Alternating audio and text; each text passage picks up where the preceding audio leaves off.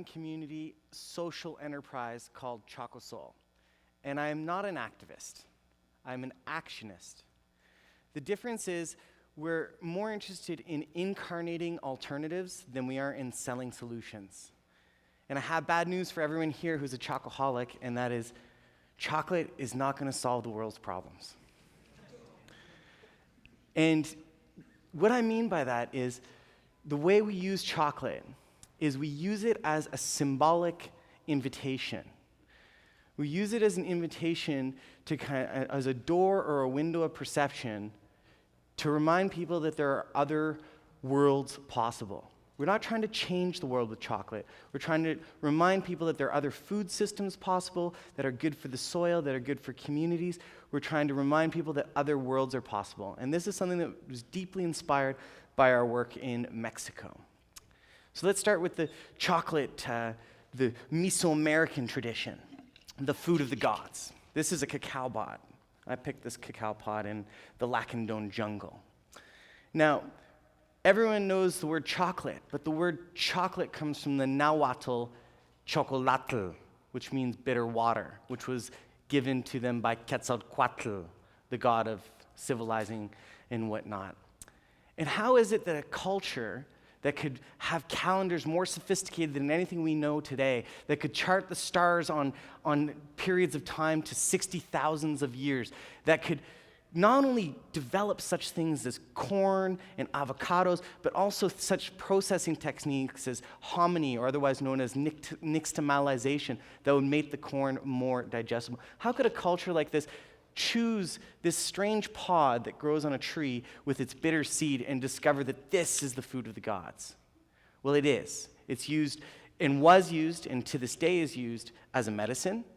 You got a sore throat, the theobromine can relax the muscles. It's used as an energy, it was used by the warriors. It's used as a culinary spice. It's used in so many different ways. And so this is the deep origin of chocolate. This is from Mexico Profundo. This is the Mesoamerican tradition of chocolate. But this is not the tradition that we know.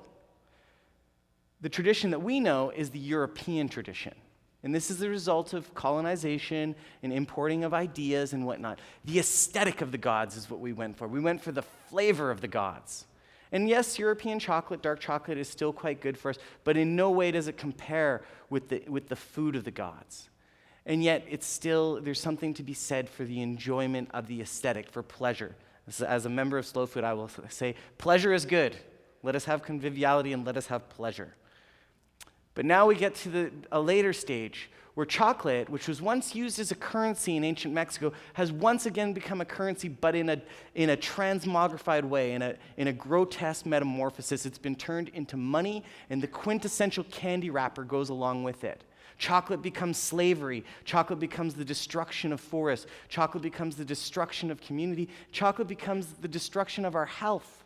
Something that is the food of the gods becomes something that gives us diabetes at a very young age and terrible cavities. How is this? Cacao itself shouldn't give us cavities. In fact, it's shown now that cacao in its raw form can strengthen our teeth. And this is an interesting point, which leads us to another dimension of the geography of chocolate and its traditions, and that is the way that science is now, giving new life to the food of the gods. And it's doing this in a way that is kind of double-edged. On the one hand, what science is now showing about the epicachins and the flavanols and the antioxidants of chocolate is excellent and can help us to cast light onto the tradition of the food of the gods. It can help us to understand why it was that these people chose this bitter seed as the expression of the highest luxury in their culture, why it was more valuable to them than gold, something that they could really enjoy. And on the other hand, you see how companies like Mars and Hershey's are racing to patent this knowledge with their schemes to show us that they are the only ones that can provide this, so that they can market us with this. And where are they going to get this knowledge? They're plundering it from indigenous cultures. They're plundering it from the old tradition of the food of the gods. They're doing it in a way that tries to construct a world in which we think we can only get our satisfaction from them, when in fact it's something that's available to Mayan women and children that are picking the cacao that I have the pleasure of working with. So there's a double-edged sword to the scientific.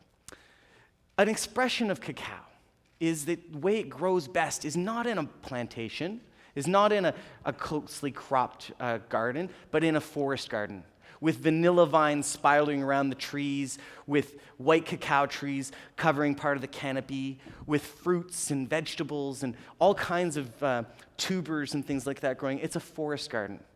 And maybe 10 years before it became that forest garden, it was the last year that they sowed their milpa there, which was the squash, beans, corn, and a dozen other things. Cacao is an expression not only of polyculture, but of a culture that respects the soil. It is something that can, when it's grown properly, provide subsistence agriculture for the farmers, but it's subsistence plus agriculture. And the plus part is interesting because you get the vanilla and the coffee and the cacao, and these communities are able to feed themselves, and suddenly they have something a little extra that they can trade horizontally with the people for the things that they don't necessarily acquire in their villages. You can't have an idea of an indigenous village that is some bubble. There always has been trade, and there always will be trade. And it's the spirit of that trade that counts. This is a slide of my friend Wayne Roberts of the Toronto Food Policy Council, who came with me on a trip to Mexico. And Wayne is a beautiful spirit, but what he's showing us in this picture is that intercultural dialogue, that horizontal trade, is something that starts in the heart. It starts with a sense of humor. It starts on that human level. And it's based not on a contract and not on a market price, but it's based on a type of openness to friendship and reciprocity. And this, for us, is what we talk about when we talk about horizontal trade. It's relationship-based trade. And it's one that is kind of hard to reduce to a formula or to an economic index. So what is it that we're trying to do with our research if we're actionists and we're doing a learning community social enterprise? Well, we limit ourselves to durable, ecological, open source tools, technologies, and techniques. Our dream is that this is something that will spread, but not in the sense of a brand name. We don't have a brand. We don't want a brand. But we do believe that the tools, the techniques can be almost like a franchise, that we can give people these tools that they can do with what they want. There's a bike grinder in the other room. In this slide, you can see a solar concentrator that was designed by the young man who's helping me today, who has been working with me since he was 18 years old, and he's now 25, Now, this is a very important thing. This is our cacao loft in Toronto. And we have a lot of fun in the cacao loft, as you can tell from this photo. At a conference in San Cristóbal de las Casas, Subcomandante Marcos introduced Naomi Klein, and this is right at the time when the shock doctrine was coming out. And Naomi Klein took the stage, and she said something that really stuck with me. She's talking about how the lefties in the north will go to the south to, Puerto Alegre, to Chiapas, donde sea. And they'll go there and they'll be part of these radical political movements, and they'll be miners for hope. And they want to fill their reservoirs, and then they want to go home and they want to live off of this hope. And sooner or later, this hope will be gone. And so she said, if we're going to have hope that persists, then we have to grow it locally. It's a very important thing.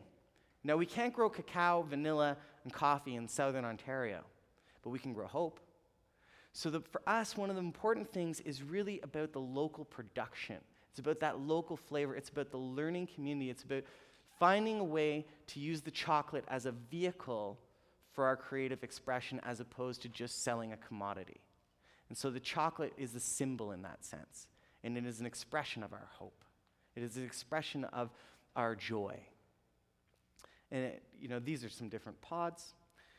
So where is this leading? What are we trying to say about us? What are we trying to say about chocolate? What are we trying to say about interculturality? What are we trying to say about what we can learn from Mexico Profundo, from indigenous knowledges? Well, we don't have all the answers, and we're not looking for all the answers. But we have discovered a few things along the way, and this is where we get to the ideas that are central to our Reclaiming Chocolate, a political manifesto. So what is our manifesto? First and foremost, it has to be fun. If it's going to be sustainable, if you're going to get up every morning and do it, there has to be some fun involved. There has to be some enjoyment in your work. Secondly, it has to be beautiful. And when I say beautiful, I don't want to reduce beauty to some sort of utilitarian thing. I mean beauty. Once upon a time in the Western tradition, and I know I learned today that we shouldn't say the Western tradition, but I was trained as a classicist. There was such a thing as doing things because they were beauty, and things were constructed with proportion and a sense of proportion. And this sense of beauty still exists within us, and we still know when something is right, not just because it's useful. Beauty. Third is, as human beings, perhaps the most fundamental thing to us across all ethnicities and cultures is that we are creative beings. And in order to be healthy, we need to find an outlet for that creativity, and that is through dignified work. And it is that work that gives us our dignity. It's that dignity that cannot be bought from us. You cannot buy someone's dignity. It is their injundia, as I learned at a Zapatista conference, and that's a very difficult word to translate. This is Don Ramiro. He is an example of that dignity. Don Ramiro has no need of money. And I asked him, why? Why are you doing all this cacao that you're planting? And it's hard work. And he told me, I'm doing it for my grandsons. I want them to learn the virtue of hard work. And his grandsons are two of the nicest, hardest working guys that I have the pleasure of working with in the Lacandon jungle, and who I've had the pleasure of teaching how to make chocolate. So, our last points, everyone knows social enterprise, triple bottom line, socially just, ecologically sound, economically viable. We add 2 or 3 more points to that. We want to keep it artisanal scale. We want to make it intercultural and an expression of that respect for the indigenous knowledge, not only now in southern Mexico, but also in southern Ontario, which is where we get a lot of these foods that we're integrating into our chocolate now. I guess that's pretty much what we're talking about when we're talking about reclaiming chocolate. And if I had to choose the reflection side of that, it's really this idea of remaking and reinventing the commons at the grassroots. Thank you very much.